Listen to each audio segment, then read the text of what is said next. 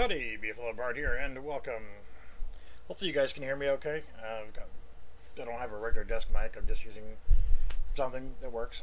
So, as the title suggests, I just got a package. So, it's a nice little box here.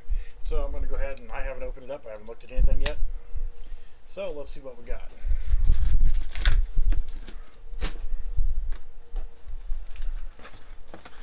This is a rather ancient Smith & Wesson knife that I picked up probably 12-15 years ago.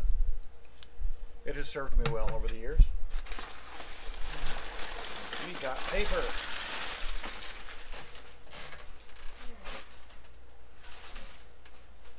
So, clean that mess up later.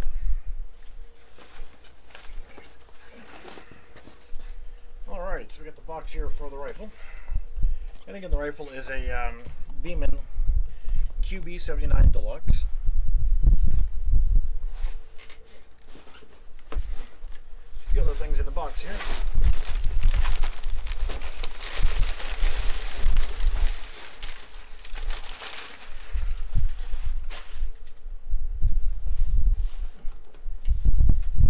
This being the scope base. Hopefully that's going to be long enough. If not, then I'll be ordering some other rings or bases. It looks like my scope might just barely fit on that. We'll have to see how that works with the eye relief and everything.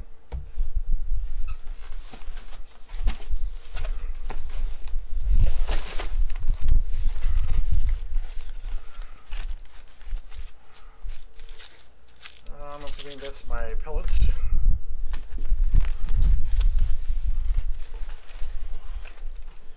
A 40 pack of CO2 Pyramyd.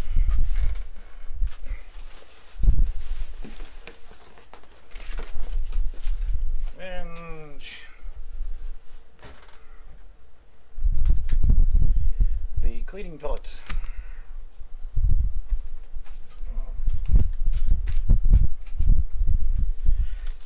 Lots of loose paperwork, and we'll sort these out later.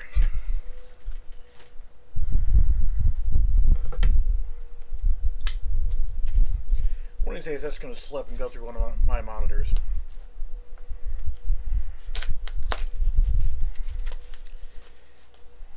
So what I ordered pellet-wise for the break-in was the Crossman Premier. It is the Dome 14.3s, and I figured that should be good enough for a break-in. They were a recommended pellet, so we'll see how they perform.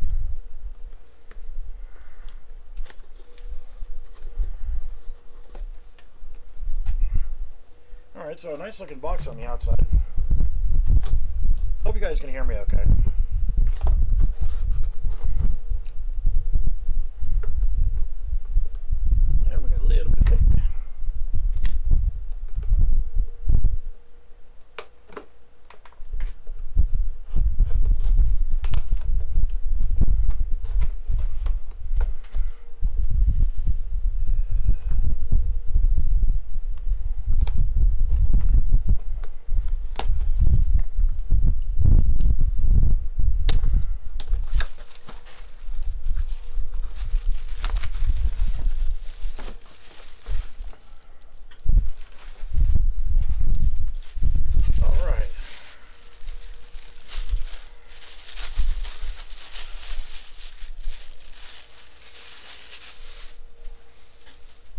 If anybody's not familiar with the QB79, it is a, you can get it at 177 or 22 caliber.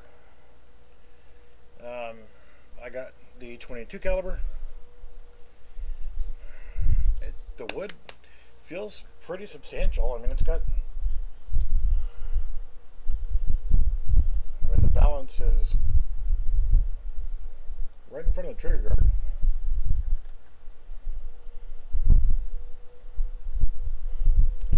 It's not bad. It's actually a little tail heavy, believe it or not. It's not bad looking wood either.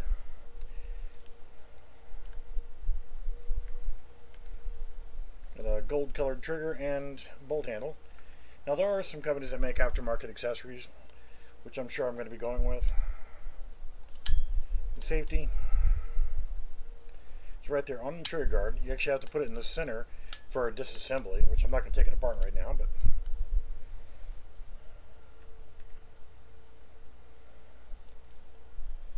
might want to read the description. And I have absolutely a large quantity of real ones. So. But yes, this is the QB79 from Beeman. Making sure there's no CO2s. There is no parallels. It uses 2 CO2 parallels, and you'd place them inside of here, and then once you tighten everything down, it pierces both of them at the same time, and allows you to get a pretty fair amount of shots off of CO2 parallels. Again, the main reason why I went with CO2s is because I don't want to spend hundreds of dollars on a cheap air compressor being $400, normal around $1,000 to $1,200 or more for air compressors. So just couldn't see spending that. And then cheap foot pumps, which take about 15 pumps to fill up a normal PCP. We're talking, $130, $160 for an air pump. So since we know that there's no air in here,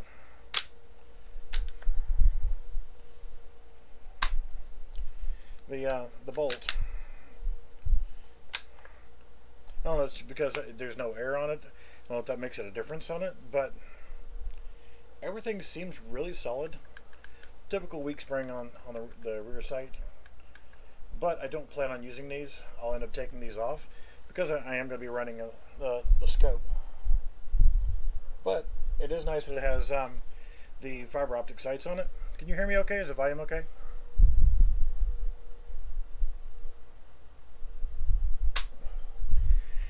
Trigger's actually not bad.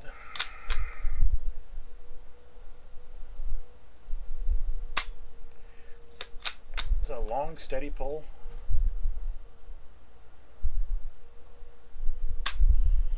It's a one-stage trigger or a single-stage trigger, but it actually, you can almost feel a ledge to it.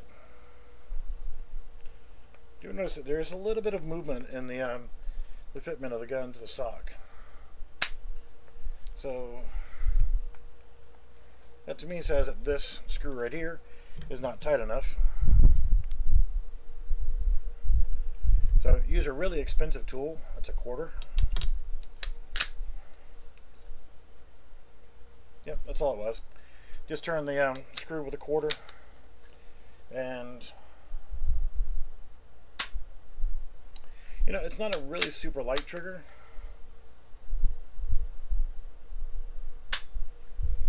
but it's quite doable. I'm not going to bother taking the sights off, but just wondering what it will take. So there's one pin on the front and a screw here.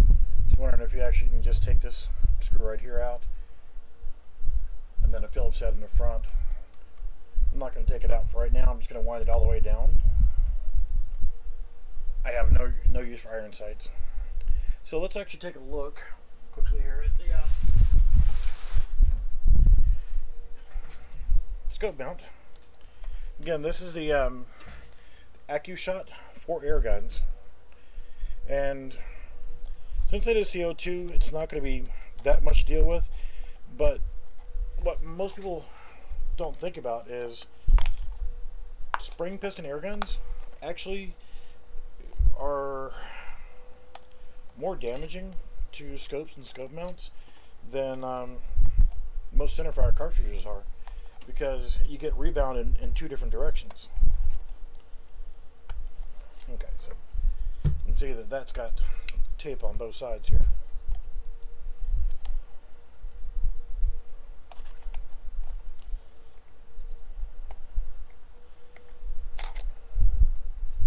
Trying to do this carefully without chopping my brains loose.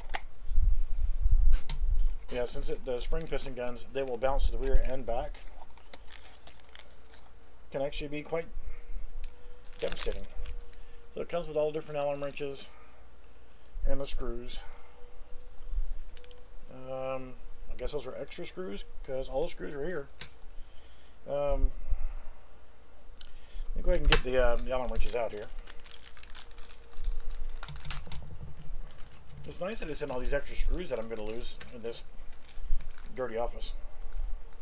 This room was turned into more of a storage area, and my actual office portion of it is only a small part of it.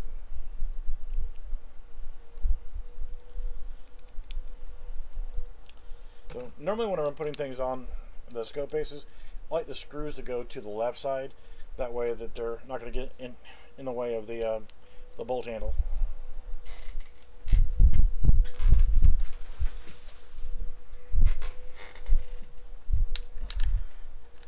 So I'm pretty sure that having a scope on is going to be in the way. This is the high bases. I might end up having to go with a two-piece set, ring set. Put the one ring on the front here, and then one in the back. I'll see after I get these screws out, and for the top rings, and then we'll go ahead and lay my scope in place and see what kind of room I got to work with. You know, it's better if I actually was at a workbench. Now, I'm actually not going to put any CO2s in right now because I am inside and I want to be somewhat safe.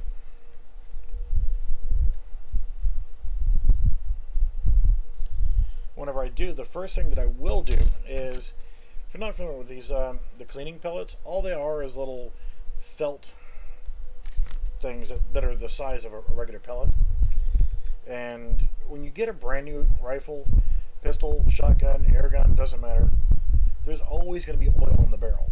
And if you don't clean your barrel out, you're just going to complain that, oh my god, the accuracy is terrible. And you're going to wonder why things aren't as accurate when you first start off.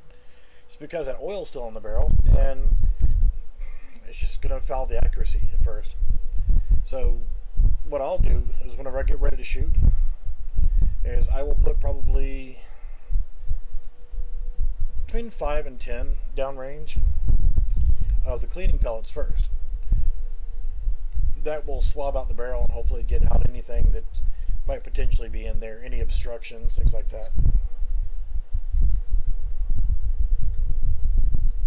Now the scope that I'm planning on using, I've mentioned in one of the other videos, is actually a Leupold VX2 3-9x50.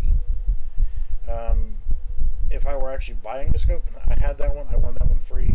It was for being one of the top salesmen for Leupold in the region, and it was actually a prize that I won.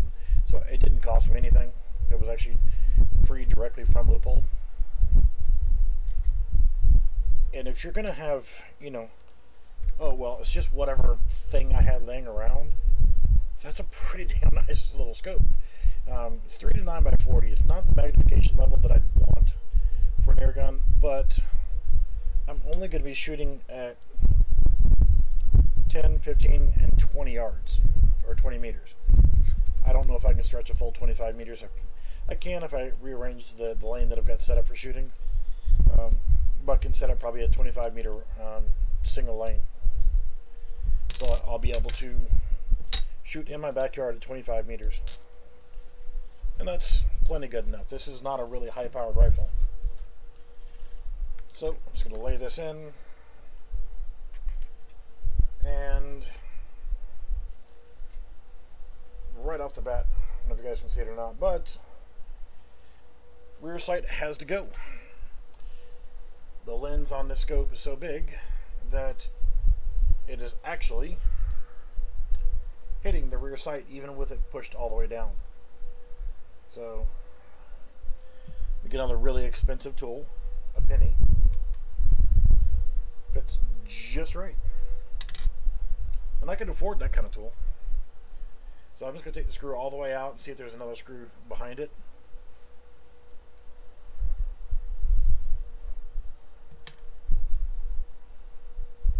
sure there's a spring. Yep, right there. Yep, there's 2 Phillips head screws, but I'm not going to be able to get to really easily. And this is actually, it's not some piece of cheap plastic. It's actually metal, and the base of it's metal as well. So, no complaints about the sight, except for the fact that it's hitting. So, what I'm going to have to do is grab a screwdriver.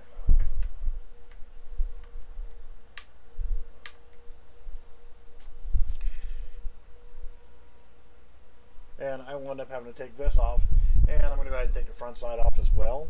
At some point, what I'm going to be doing is, once I get the front side off, I am going to measure the diameter of the barrel, and I'm going to either purchase or fabricate a suppressor to go on it, just to make it even quieter. But for now, I'm going to go ahead and end the video. Just want this to be a quick unboxing. Everything looks good so far, but I won't be able to fit my scope up until I actually get the rear sight completely off. So, oh well. Alright guys, thanks for watching, and the next video that I do on this, I'll actually have the range set up outside, and I will begin doing some shooting. So, thanks for watching, and we'll see you guys around.